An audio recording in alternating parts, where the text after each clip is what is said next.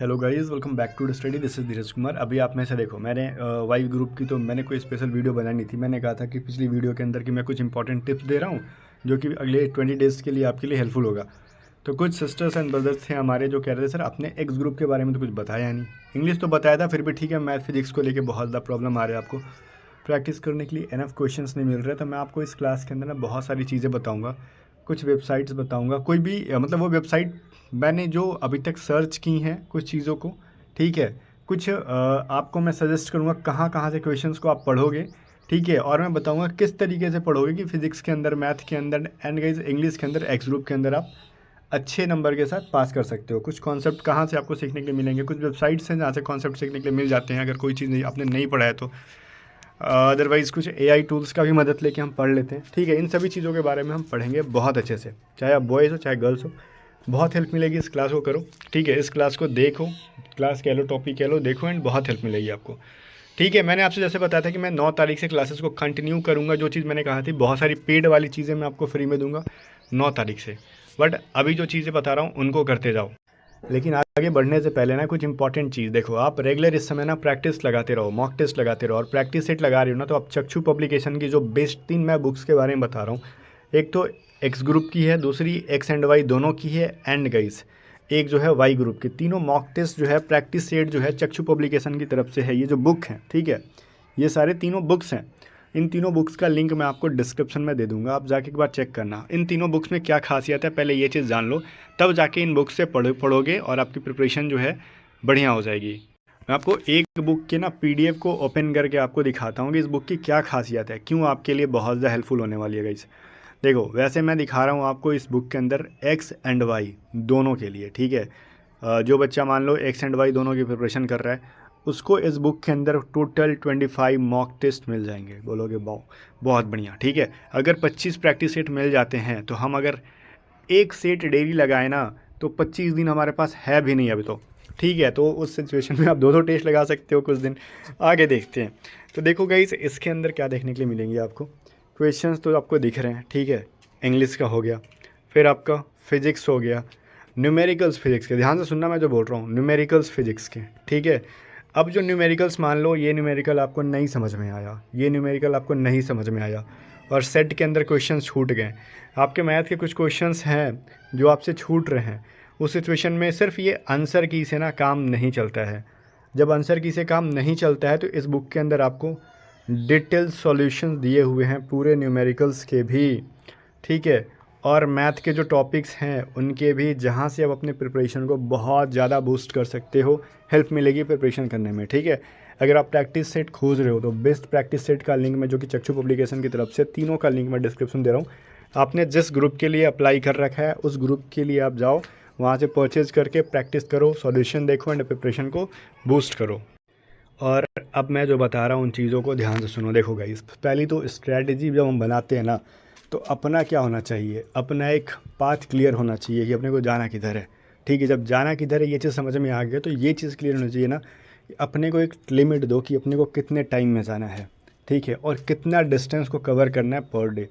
और ठीक है, तो हम टारगेट कर रहे हैं कि अपने को वाई ग्रुप में नहीं, एक्स ग्रुप में सिलेक्शन लेना है।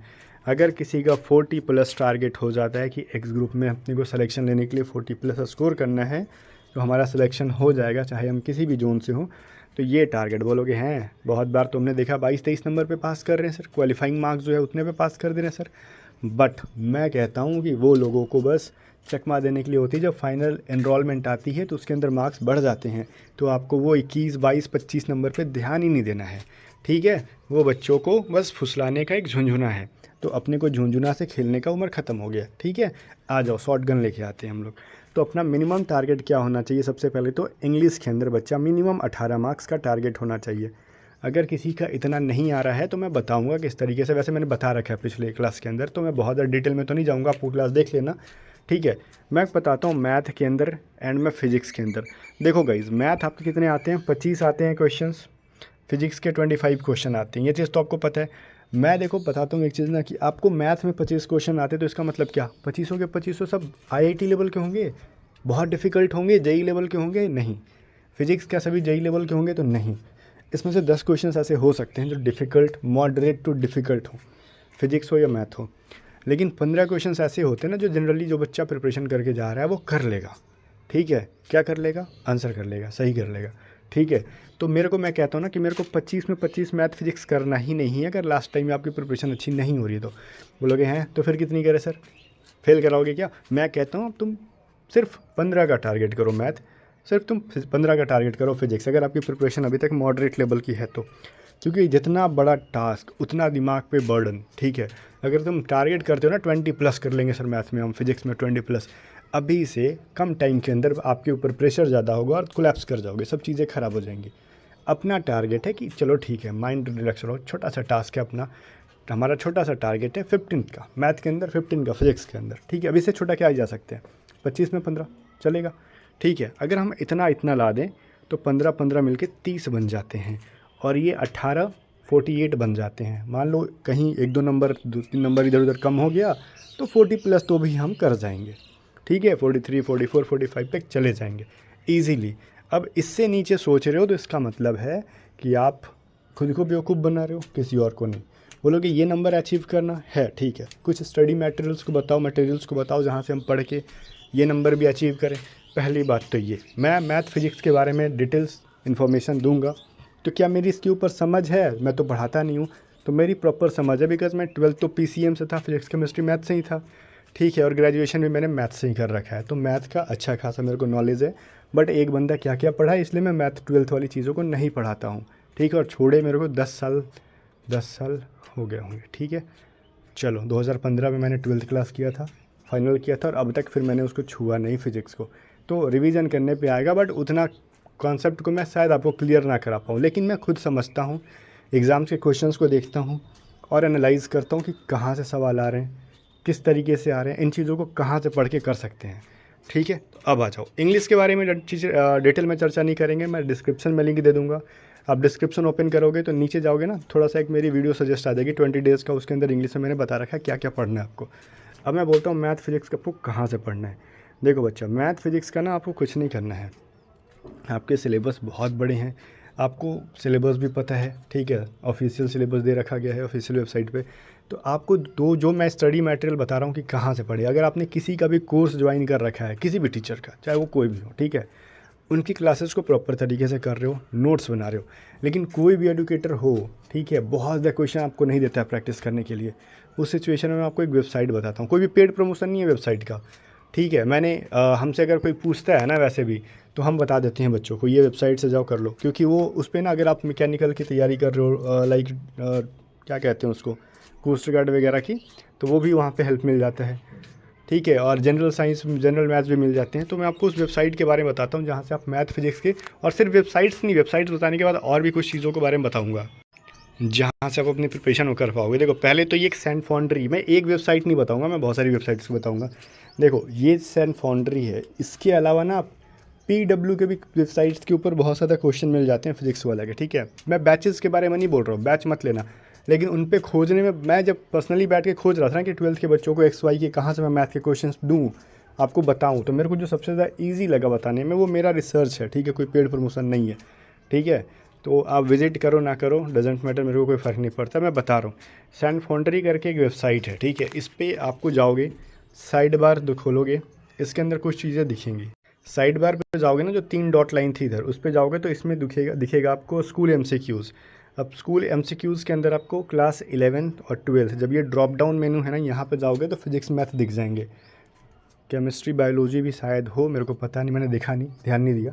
तो उससे अपने को क्या करना, फिजिक्स मैथ है ना, या तो आप यहाँ से क्वेश्चंस को अटेम्प्ट कर सकते हो, बट गाइस एक चीज़ ध्यान दो, 2 चीज़ें हैं इस वेबसाइट के अंदर, कमियाँ हैं। पहली बात तो ये वेबसाइट हिंदी मीडियम के बच्चों को थोड़ा सा परेशान कर सकता है।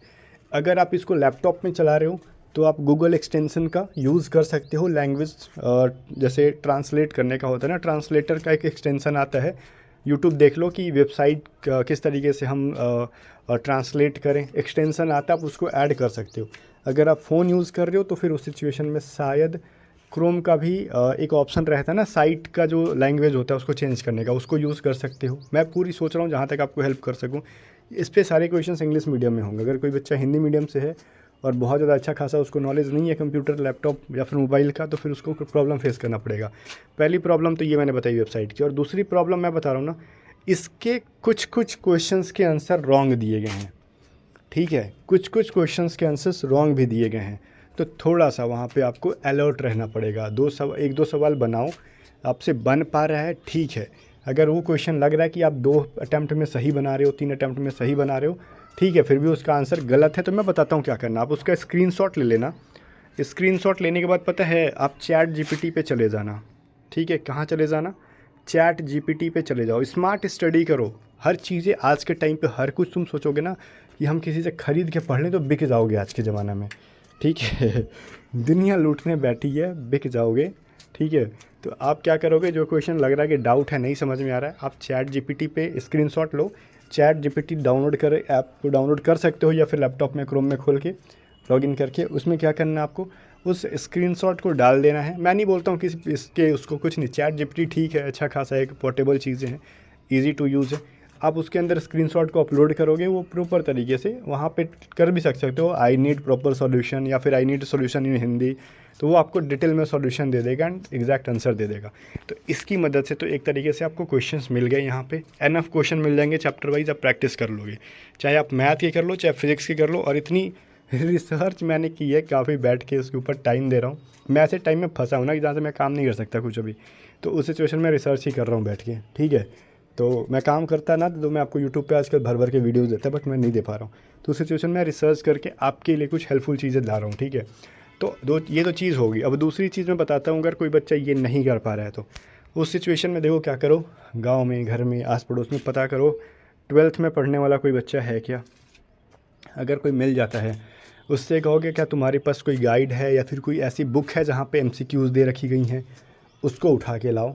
ऑब्जेक्टिव क्वेश्चन जितने होते हैं, देखो आजकल ना सारे लगभग स्टेट बोर्ड्स के अंदर भी 11th-12th में ना, 11th के भी 12th के भी एमसीक्यूज़ दिए जाते हैं। बिहार के अंदर भी हैं, शायद 20, 25, 30 ऐसे दिए जाते हैं। तो उस सिचुएशन में उससे बोलो तुम्हारे पास क्वेश्चंस बैंक है क्या, या तो तुम उससे क्वेश्चन बैंक मांग लो, किसी फ्रेंड से पता कर लो। एंड 11th-12th के जो क्वेश्चंस बैंक है जिसके अंदर एमसीक्यूज़ दे रखे गए हैं ऑब्जेक्टिव टाइप के, उनको सॉल्व करो। बोलोगे क्या उससे हो जाएगा? अरे भाई एक बात बताओ, कॉन्सेप्ट एक ही होता है, ठीक है। और जो वो एमसीक्यूज़ होते हैं ना एग्ज़ाम वाले, वो डिफ़िकल्ट लेवल के नहीं होते, वो मॉडरेट लेवल के होते हैं, ईजी टू मॉडरेट। उनको अगर आप करना सीख जाओगे ना, तो आपके कॉन्सेप्ट अगर आपने पढ़ रखा है तो आपका एग्ज़ाम बहुत अच्छा जाने वाला मैथ फिजिक्स का, ठीक है। मैं आप अगर कोई बुक भी सजेस्ट करूँ ना कि ये बुक ले लो, इसके अंदर ढेर सारे क्वेश्चन है, तो कितने क्वेश्चंस मिलेंगे बताओ, कितने क्वेश्चन मिलेंगे? उतने नहीं मिल पाएंगे जितना कोई एक मेहनती बच्चा करना चाहता है। उस सिचुएशन में अलग अलग अप्रोच लगाओ, एआई की मदद लो, या फिर आप चैट जीपीटी पे जाओ, सर्च करो आई नीड, या फिर कैसे लाइक मान लो क्या कह सकते हैं, कोई एक चैप्टर है, ठीक है, वेव एंड मोशन कह सकते हो, मोशन चैप्टर ले लेते हैं 12th क्लास की, 11th क्लास की, जो भी है। तो आप चैट जीपीटी पर जाके ना आप वहाँ पे सर्च करोगे, please give me 10th MCQs with option and with proper solution based on motion chapter class 11 और 12th। इस तरीके से अगर कोई हिंदी लिखना चाहता है तो वो भी हिंदी लिखे, इंग्लिश जैसे चैट करते हैं ना, वो भी चैट जीपीटी पे कहो कि मुझे जो है 12th क्लास की मोशन चैप्टर के बेस्ड पर 10 MCQ चाहिए जिसके प्रॉपर एक्सप्लेनेशन चाहिए। बस अपने लैंग्वेज में लिखो जिस तरीके से आप बात करते हो, ठीक है, मोबाइल से ही। वो आपको प्रॉपर क्वेश्चन दे देगा, ऑप्शन दे देंगे, नीचे वो सॉल्यूशन दे देगा, ठीक है। आप उसको सॉल्व करो एंड गाइस चिल करो, एग्ज़ाम की प्रिपरेशन करो। मैं कह रहा हूँ कि अगर तुम खरीदने जाओगे ना तो बिक जाओगे, कहीं से आप फुलफ़िल नहीं कर पाओगे अपने रिक्वायरमेंट को। तो प्रिपरेशन करो इस तरीके से। और गाइज़ जब तक एग्ज़ाम में टाइम है, 10 दिन, 15 दिन, 20 दिन, ठीक है, कंटिन्यू लगो, टारगेट करो 7-8 घंटे पढ़ने की। एंड इन 7-8 घंटे को ना डिवाइड करो। अगर आप 8 घंटे पढ़ते हो, 4 आवर्स न्यू चीज़ों को सीख रहे हो तो 4 आवर्स रिवीजन पे दो। अब अगर आप तुम रिवीजन छोड़ देते हो ना, तो सबसे बड़ा गलती यही होता है। रिवीजन जो है ना बहुत ही इम्पॉर्टेंट चीज़ होती है, बिना, क्योंकि हम नई चीज़ों को सीख के ना हम भूलते हैं, और भूलने के लिए रिवीजन चाहिए। चीज़ों को जितना रिवाइज करोगे उतनी टाइम तक आपके माइंड में रहेंगी। और देखो, कोई जिसने 50% सिलेबस कवर कर रखा है ना, और उसने 2 बार रिवीजन कर लिया, उसकी सिलेक्शन की चांसेस बहुत ज़्यादा हाई है जिसने 100% सिलेबस कवर करके रिवीजन नहीं करा है। उसकी अगर तुलना में बात करें तो आप 100% सिलेबस कवर करके भी अगर रिवीजन नहीं करते हो तो फेल होने की चांसेस बहुत ज़्यादा हाई है। कोई बच्चा 50% प्रिपरेशन करके वो 2-3 बार सेम चीज़ों को रिवाइज़ कर रहा है, उसकी सिलेक्शन की रेशियो या फिर चांसेस है वो बहुत ज़्यादा हाई रहता है उसका। तो समझ में आ गया ना। अब दिन को बांट लो 2 भाग में, प्रिपरेशन के साथ रिवीजन करो। मैंने आपको 2-3 चीज़ें बताई, उनमें से जो अच्छा लगे उसको फॉलो करो। बाकी ए टू जेड स्टडी को सब्सक्राइब करो, वीडियो को लाइक करो, एंड हमारे टेलीग्राम चैनल को भी सब्सक्राइब कर सकते हो @A2Z स्टडी।